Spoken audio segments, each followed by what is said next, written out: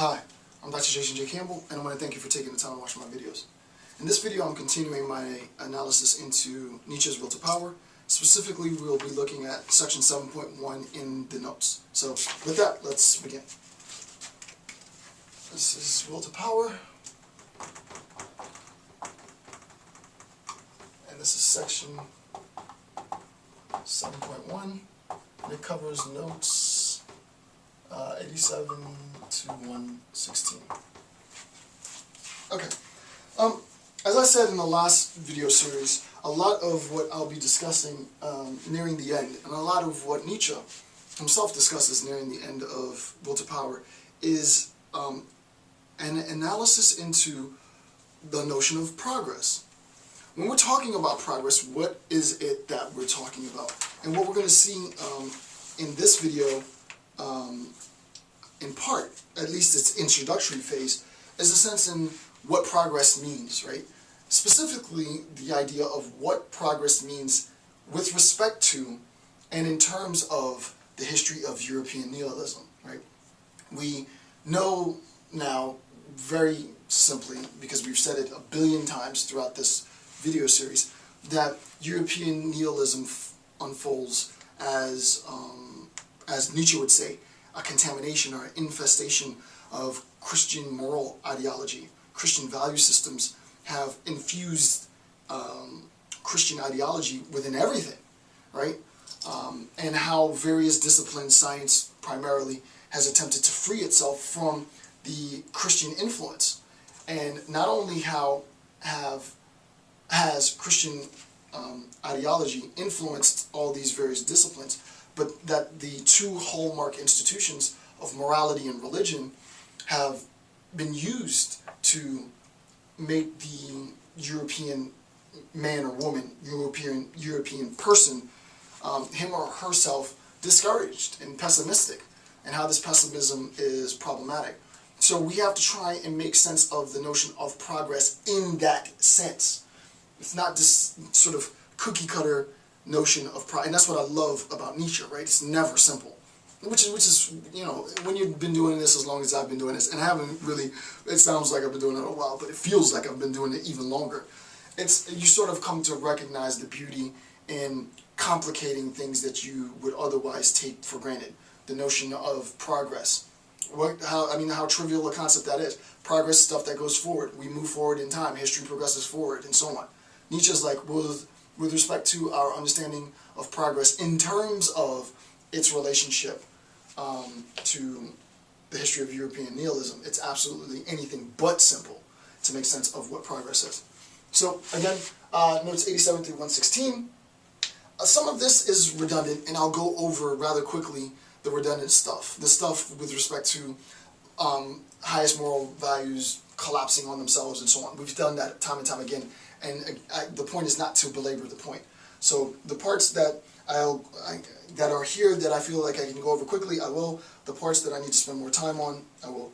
So progress as regress, right? Progress as that's the title of my section. This is my title. Progress as regress and the deification, sort of the divination, the apotheosis, the godhood of suffering, right?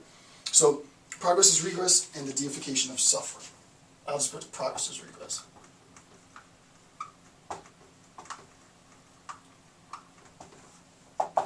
Okay, first thing to recognize in the discussion of progress as regress, and this is note 90. Let me get my book.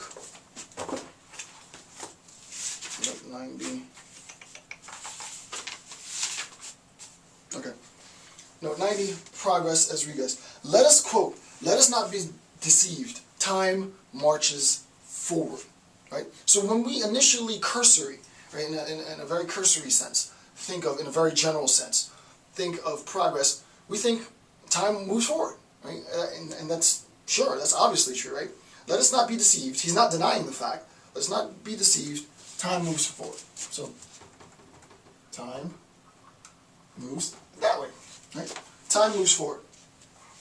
The assumption here, so on 1A, the assumption here is that since time moves forward, mankind advances with the passage of time. And this is something that Nietzsche categorically denies. I want to make sure that that's clear, right? The assumption is time moves forward.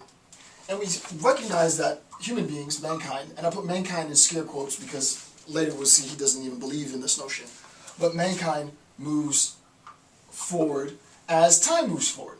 Mankind is incorporated as one of the aspects of time, not one of the aspects of time as a member of a community, living within time, and therefore as time moves forward, mankind moves forward with the passage of time. So that, you know, we were at T1, and now we are at T10, and we were at instantiation of man 1, and now we are instantiation of man 10.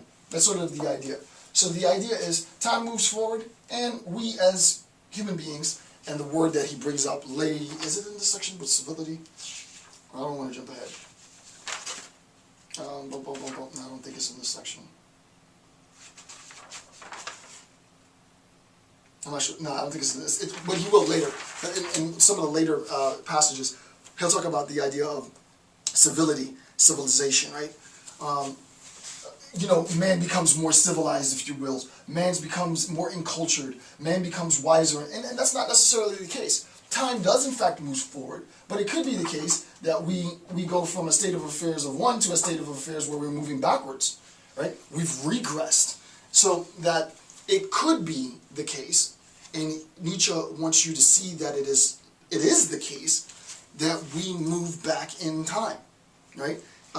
For many, I won't say for all, but for many, especially sort of Western contemporary scientists and thinkers, the Dark Ages, the Middle Age, was considered a regression, right? We moved back. Yes, we progressed chronologically from, let's say, times in antiquity, but it was a regression, right? It was a regression into what's known as the Dark Age. We became more barbaric and so on, right? So these instances of human development do not have a direct one-to-one correlation with the passage of time. Not to kill the point, that's basically what's being said. So it's false, right? It's not necessarily the case that as we move forward in time, we progress as beings, right, in time.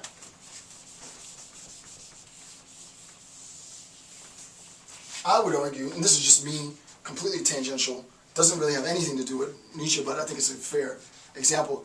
I would say that the 20th century, Nietzsche obviously didn't know what was going to unfold in the 20th century. We're now in the 21st century. But in the 20th century, I would say the 20th century was a regression. It was probably the biggest regression in human civilization. As a genocide scholar, obviously I'm biased, but we killed more people in the 20th century than we've ever killed in human history. We decimated hundreds of millions of people, maybe not hundreds of millions, maybe 100, 150 million people in the 20th century. Like, a lot of people got slaughtered in genocide and war, and I mean, if you consolidate and combine all the genocides, all the war, I really don't know what the actual number is, but it's ridiculous. It's probably maybe hundreds of millions. I mean, if you combine Mao with a lot of the stuff that went on in Ukraine, plus all the genocides that happened, plus all the wars, Vietnam, World War I and II. I mean, you know, we killed a lot of people, right? So insofar as we've done that, for me, you can see that though we are in, you know, 1900 to 1999, that period of time, 1900 to 1999, was marked by what I would say is a regression in man. Man regressed to a primal form of man, right? A more destructive, a more bestial form of man, because law was weak, right? Because laws were weak, not because our morality was weak, right? Because our laws were weak. But now we have institutions that are there to protect people, in a sense. It has nothing to do with Nietzsche, complete side step, but just my own personal example. Alright, race to progress is regress. Okay, so the first thing was sort of time moves that way. Number two, the ascent of, so here is this idea of progress being regress again, even though it's sort of contradictory, the concept progress is regress, we realize that progress refers to time, regress refers to the development, the intellectual actualization of human consciousness, if you will, is regress. The ascent of Christianity, this is a quote from Nietzsche, quote, the ascent of Christianity is a movement of decadence